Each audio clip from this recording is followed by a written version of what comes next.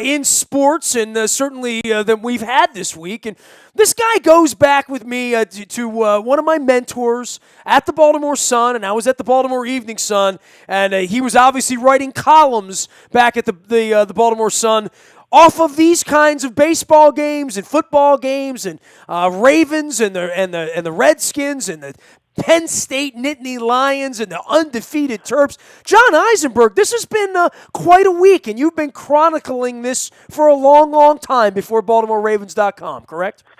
Oh, very definitely. Off the grid on baseball, though, but that doesn't mean I wasn't watching, that's for sure. Well, I mean, what do you make of that, columnist John Eisenberg? Put your columnist and your press pin back on, and if you're writing on deadline at 11:45, writing your morning column, which you did so many times and did so deftly and aptly, what do you do? What do you say when that moment happens? Because I did post-game radio or video in these, the modern era, and it's still inexplicable a couple days later, right? Yeah, it's inexplicable. I would have written this. It's a shame that the Orioles season went down the drain. 11 innings without the best relief pitcher, the best closer in baseball, especially when the game was on the line a couple times. I don't get it. And I mean, I sort of understand, he was trying to extend the game some, but there were certainly in the 11th inning, it was time. And it's just a shame that happened. Having said that, I mean, the real reason they lost the game is they didn't get a hit the last 6 innings. And that's not even a great bullpen that was holding them down. So, I think going into this playoffs, we knew that the Orioles really offensively are not built for the postseason. In other words, they can hit a lot of home runs off pitching that maybe isn't the best pitching, and sometimes good pitching. They can hit home runs. But night after night of great pitching, the swing for the fences mentality doesn't generally work, and they weren't really built for the postseason. We didn't know when that would catch up with them. Hopefully they would get by that Toronto and the bad bullpen, but they didn't. So the lack of offense really is what brought them down in that game. John Eisenberg's been my pal for 30 years and a journalism buddy and writing books about consecutive streaks that comes out next year. And you can follow him at B. More Eisenberg, as well as, of course, at BaltimoreRavens.com. In the aftermath of every game, there's some thoughts. I want to stay on baseball because it's so juicy here, right? There's a lot of meat on the bone, John, and you and I have been doing this a long time. Buck now has to go to all the guys in the organization and say, I let Ubaldo Jimenez end our season. And then he has to take the elevator up to the 28th floor over at the law firm Peter G. Angelo's and go explain that to Peter and the boys and Brady Anderson and Duquesne, all of them. This is the kind of thing where every ESPN, every MLB network, every columnist, every Ken Rosenthal, everybody I wrote, not only second-guessed him, but they portray him as a genius, right? He's a genius who's never won a championship.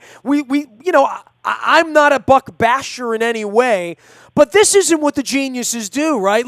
And as I've said in the last couple of days, unless he ever wins a World Series here, this becomes his Bill Buckner moment, right? I mean, this decision to allow Ubaldo Jimenez to end your season, to allow a base to be open in that case, and to watch Zach Britton sit on the pine. I mean, it really is kind of an inexplicable thing, even if this were a sane, normal organization and a sane ownership, and if this were the St. Louis Cardinals, this would be hard to explain. I think it's even harder moving forward to say where's the confidence level in Buck Showalter if that was the best he could come up with in that environment. Well, it will be interesting to see whether, there's a institutional loss of confidence in Buck. I would say for the health of the product on the field, I would say that people should root for that not to happen. That, he didn't have a good game. He had a bad game. And, but, that happens. And I would say, generally speaking, the pros way outweigh the cons, and it would be a real shame. If I'm the Orioles, I don't make Buck come in hat in hand and apologize, and Peter Angelos come in and say, what the hell were you doing?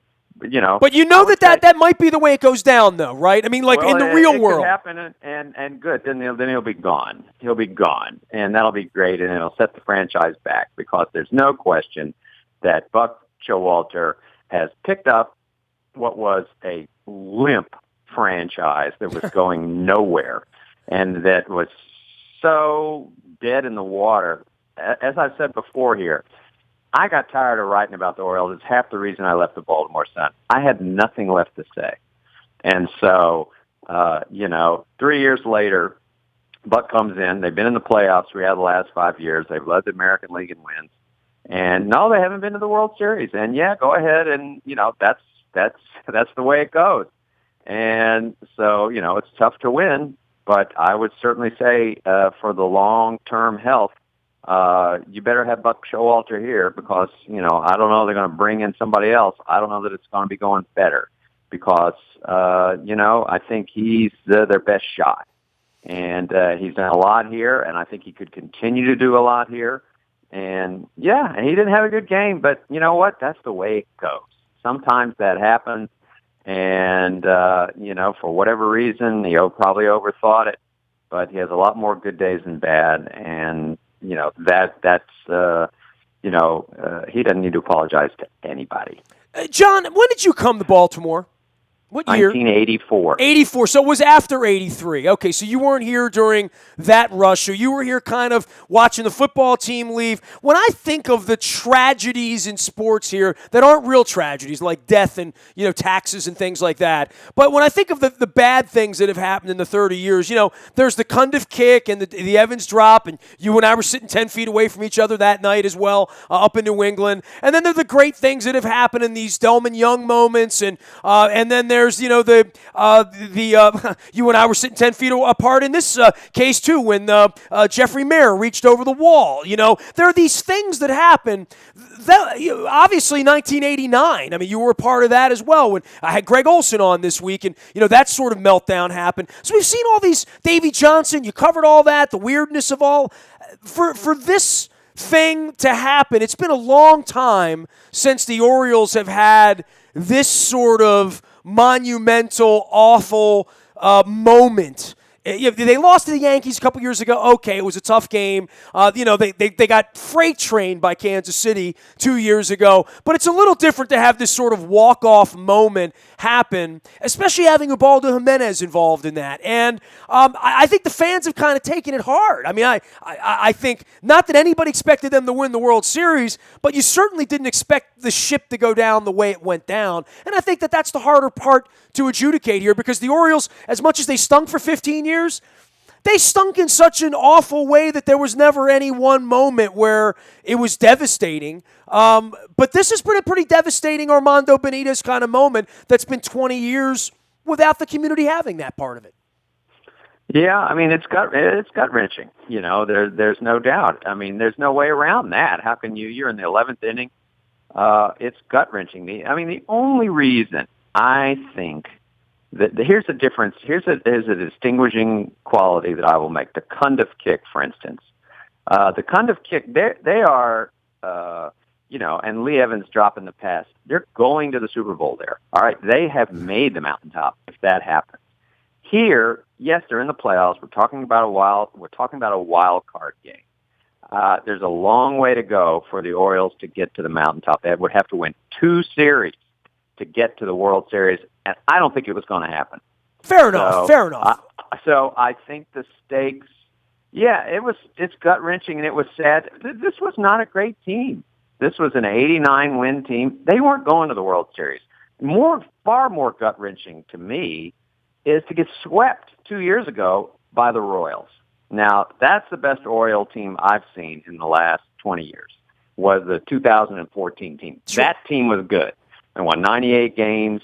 They ran away with the division. They had real pitching, really. They had real pitching. Yeah. To me, that's a gut wrench. They swept the Tigers in the division round. And the Royals really weren't that good. That wasn't the 0-1 Yankees there or something, right? I thought they were going to the World Series that year. And that to me is worse. really. Now, as a single moment, obviously, and, it's the world we live in. You've got a single moment, and everybody can relate to the, oh, my God, a walk-off, and, it's just ruined our dreams. Well, you know what? They weren't going to the World Series. So now that year, they were going to the World Series. So, and when when Lee Evans and Billy Cundiff happened, they were getting ready to go to the Super Bowl. So the only difference I'll say here is, listen, it was the TV went off in a hurry in my basement. I'll tell you that. I couldn't bear to see what Rick Dempsey would look like in that circumstance. I didn't want to watch it, and I didn't need any analysis. And as a matter of fact, I didn't need any analysis. Says the guy who does nothing but analyze. I didn't need it. I had my own analysis. I just gave it to you. That's why I love you, John Eisenberg. It was that was enough. Sure, gut-wrenching, but the stakes, I just don't think we're the same. John Eisenberg joining us here. He is B. More Eisenberg out on Twitter, of course, at Ravens.com. All right, so we've done 10 minutes of baseball. Enough's enough. I'll get back after it when they start figuring out, whose head needs to roll for the losses, as we pointed out. To the football team, this is a big game in a lot of ways, and every time we play the Redskins, and it only happens, every 4 years, I always think, it's a shame that the league hasn't figured out a way to have this happen every year, because it would be fun. It would be something, and I know not every place has this sort of thing, but the Titans and the Texans and the Cowboys should get together. The Buccaneers and the Dolphins, all these places could potentially have this. But this is a game, really, a very evenly matched teams, as I see it, with evenly matched goals of trying to get to that 9 or 10 win thing and trying to navigate some injuries and some unknowns on both of these. But boy, this is a game the Ravens need to win if they're going to win 10 games. Yeah, I think so. I mean, when you start 3-0, you would think that Week 5 is incapable of being a must-win because you've given yourself a little bit of a cushion. However, I don't think you can lose consecutive home games to the Raiders and the Redskins. Number one, the Ravens, if they're going to have a winning season, they're going to need to win at home. And number two, you better beat those teams. And you lose both those games, you're blowing your cushion right there. The schedule's fixing to get a lot tougher. And this is a game you can win, especially at home. So I would say it's real important, to get to 4-1 as opposed to 3-2 heading into the Meadowlands for a doubleheader. I think is a big difference. So, I agree entirely. I think it's a really, really big game for the arc of the season. Yeah, I see these Meadowlands games. I mean, I'm not like licking my chops to get on a bus and go up there, and we are running a bus for the Giants game, but I think those are very, very winnable games. I will not be waking up on those Sunday mornings, thinking, wow, they're going to lose today. I think they're going to win. This week, I think they can win. I'm a couple signs of concern for me, John. The first one is the 6-point lead with 3 minutes left to go, that Flacco and the offense and the defense taking the ball away did everything they needed to do to win a 57-minute game, but not a 60-minute game. That is very, very foreign to these parts, especially with a defense that I think is capable. And I don't want to take anything away from the Raiders, but that was a drive. That wasn't a lucky play. That was, they got their guts cut out at the end of a football game at home. Yeah. I don't like seeing that at home. And the other part is just where the offensive line is from not a talent standpoint, but a health standpoint. Because if you have your starters healthy and your backup spelling and you're moving guys around the way they have, I'm not shocked that the offensive line was shaky last week. But, boy, we got to get that thing sorted out by the bye week. Yep, I couldn't agree more with that assessment. I think those are start with the defense. I mean, the numbers are great. Number one in the league in total defense in terms of yards allowed. I think the pass defense is fifth. That's a crazy stat, right? For all the years we've had here, how many weeks in this league were the Ravens number one in that statistical category? I mean, not as many as you'd think, I bet, right? No, but really high for a number of years. And, but yet if you've watched these games, I mean, the pass defense, and it's done a pretty good job overall, obviously. But it has been susceptible to Not a lot of big plays. Those I'm talking about deep balls, bombs. The AJ Green things that over Shockey Brown that we saw. Those appear to have cleaned that up, and I think Weddle's presence has really helped with that. They're just smarter in the defense backfield. However, they're getting beaten still. Some it's mostly Sharice Wright. It seems like to me, because teams they aren't even throwing at Jimmy Smith. Because they feel like they can complete balls against Sharice Wright and also at the safety spot opposite Weddle. So there's some soft targets, and so that's a concern because that's exactly what happened on that drive. And so, yeah, it's a concern, and it sort of remains to be seen, I think, what's going to happen there. I don't know what plan B is. Remember that they have a plan B at cornerback there. Remember the old Billick tape? Let's go after that little guy over there. Remember that from the Super Bowl year? Yeah. Yeah, I mean, when it's the fourth quarter of a game and you're at home and they're saying, we're going to go after that guy, and those are the guys we're going to go after, and we're going to take our shot 3 plays, 4 plays if we need to go to fourth down. And, if we beat you on one of the 4, 25%, we're moving the chains along, and we're just going to keep moving the ball. And it felt that way. It really did feel like there was a sort of picking on the defense at the end. And boy, especially during the era of the Rex Ryans, and I know Dean Pease feels the same way, we don't like our defense getting picked on at home in the last 3 minutes of the game unless the guy's name's Brady or Manning, and we don't like that either.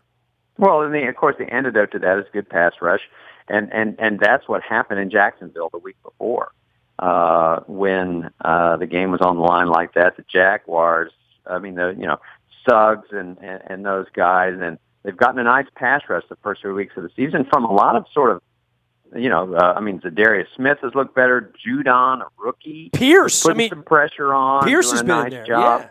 And so, I think it bodes well for the pass rush in the long run. However, as John Harbaugh has explained several times this week, including right after the game, the Raiders build their whole offense around giving Carr time to throw the ball. So, he was untouched in that game, and, it was a problem. So you hope that going forward, not every team is built that way. And like, for instance, the Redskins, I don't know that they're going to be max protecting like that. So I think you're going to see a little bit better pass rush.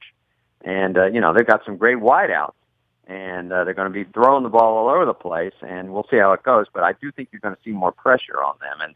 And I think if the Ravens get a decent amount of pressure, I think the coverage improves dramatically in the back. That's sort of classic football math. That's how it works, 1 + 1.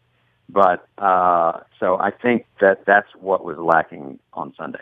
John Eisenberg covers all things sports out at Be More Eisenberg and writes books and covers the Ravens for Ravens.com. And you can follow his journey out on Twitter as well as on the Ravens team website where his observations are always candid. So candidly, what do you like about this team? I mean, I like that they're 3-1. I like that Joe Flacco's upright. I like that they have many wide receivers, albeit I'd like to see them get the ball down the field a little bit more. I like that members of the defense are growing up and that we're talking about more than just where's C.J. Mosley and where's Brandon Williams. Where are the rest of these guys? I like that Timmy Jernigan's getting better. I like that Jimmy Smith looks like a difference maker as a healthy guy. I like that Eric Weddle is in the middle of this and is an important part of this. I like that Steve Smith looks like Steve Smith, not a 37-year-old version of Steve Smith.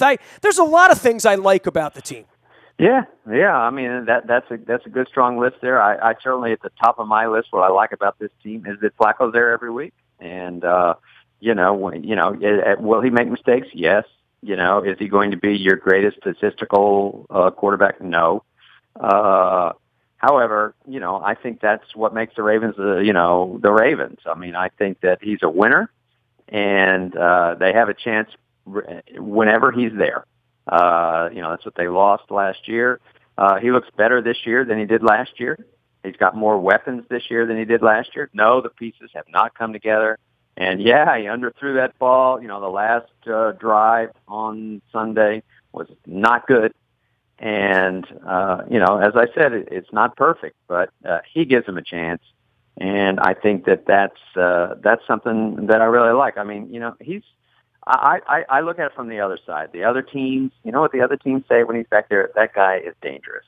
And so I think it's what makes the Ravens dangerous with fast guys running routes and a big arm quarterback, and that really helps. As you mentioned, the offensive line is a bit of a mess, and they really need to fix that. Defensively, I like all those things you mentioned. I really see things coming together there better. Primarily the interior. I mean, Jernigan is really taking a step forward, and this Michael Pierce has come out of nowhere and is getting major snaps.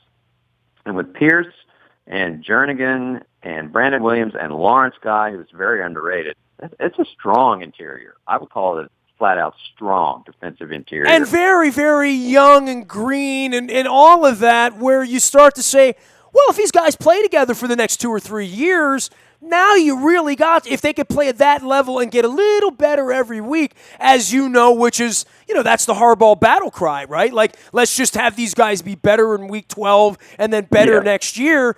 We've seen those Kelly Greggs and those Jared Johnsons and those guys become a part of this because they get better. There's no way to be plugging and pulling pieces apart and make your football team better. It needs to be this group of guys, which has been part of why they've struggled when the Arthur Browns and the Terrence Brooks and the Elams and the Sergio Kindles aren't a part of that solution. Yeah, you got to go out and find guys, and, you get lucky with some. I mean, Zach Orr looks like he's decent. That's an undrafted free agent. He's been making a lot of play. I thought they would really miss Gerald Smith if they didn't sign a veteran. I'm really surprised at how that's worked out. I will be the first to admit that. Zach Orr has done a nice job.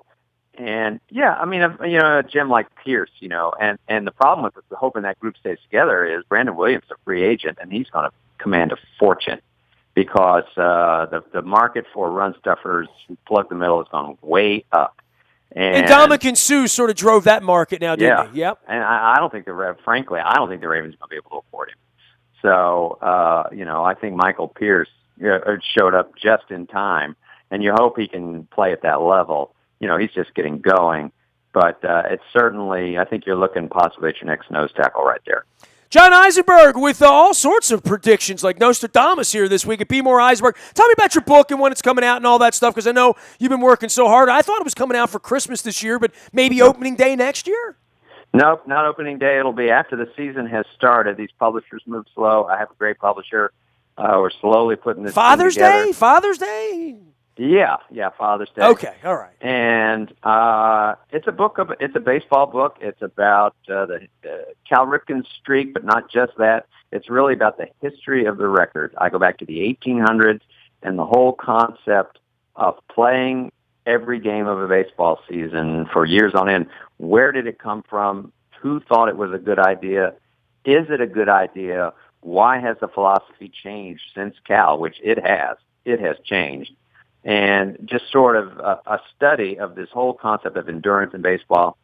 And Cal cooperated, was quite interested in the subject, as a matter of fact, and was able to look at his own career and the accomplishment pretty analytically, what was right, what was wrong. And so, Steve Garvey involved too, right? Yeah. Steve Garvey. I interviewed Steve Garvey. I interviewed Billy Williams. Those are the two. Steve Garvey is the National League record holder. He broke his wrist, right? That's what I remember. He was kind of like he had it going for he was the original guy when I was a kid, the original Iron Man, chasing Lou Gehrig in the 70s and early 80s. Well, and unlike Cal, he flat out said, I want to break that record. I'm going for it. And, he went from the Dodgers to the Padres. He was in his early 30s.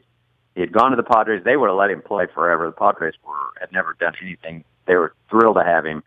They would have done anything for him. He was going to play every day on that team for a number of years. He was just past 1,200 games in a row. So, about 900 short of Gehrig. And, broke his wrist on a play at the plate. And, it's still practically in tears talking about it because this is 30 years later. And, I had a very interesting interview with him on that subject. And wow. So, all right. I like that.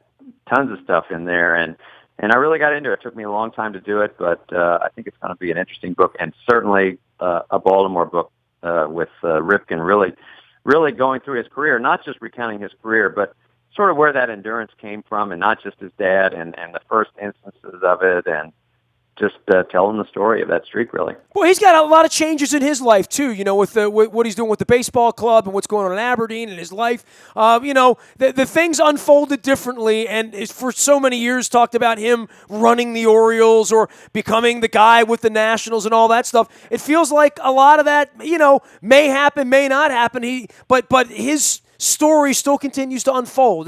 He's an amazing character in Baltimore sports. I mean, I was even going to say to you about Flacco with your thoughts about Flacco. Flacco's my favorite guy to have covered, and I liked Cal as well, and I covered Cal for years back when I was a real media member with the Orioles. But Flacco's my favorite guy. Flacco's now getting to the point where another championship would push him into that next run. We always talk about Unitas and who the next heroes are going to be here. I mean, Flacco coming back from this injury is really a hell of a story that, he was a guy that had never missed a game, right? You were talking about local Ironmen. Flacco was on that pathway until he tripped over Hurst last year.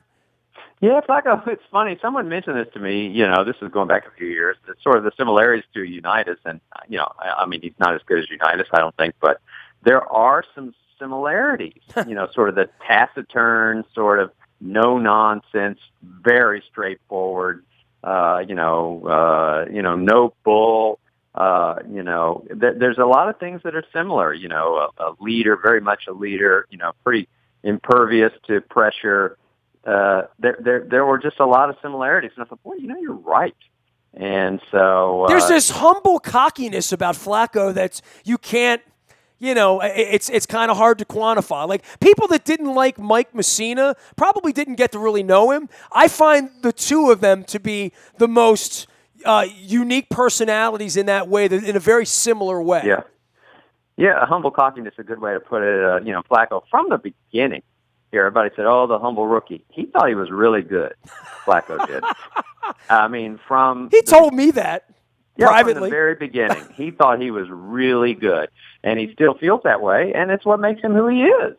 And so, that's kind of a little-known thing about Joe. He has a tremendous amount of self-confidence, and so that's what makes him who he is. And Unitas was the same way. I mean, Unitas was incredibly humble, an everyman, and didn't make a lot of money, and was just as every man as they come. But boy, he sure thought, I'm going to win that game. Yeah, what about it? So there are some similarities there. It's pretty interesting. Well, I guess the story for me with Ripken doing other things after football, and you look at where John Elway is in his career right now and where Peyton Manning thinks he's going to go. I mean, there's always that extra story that goes in. That whole Iron Man thing with Ripken being part of his makeup, that chases him wherever he goes because he's got to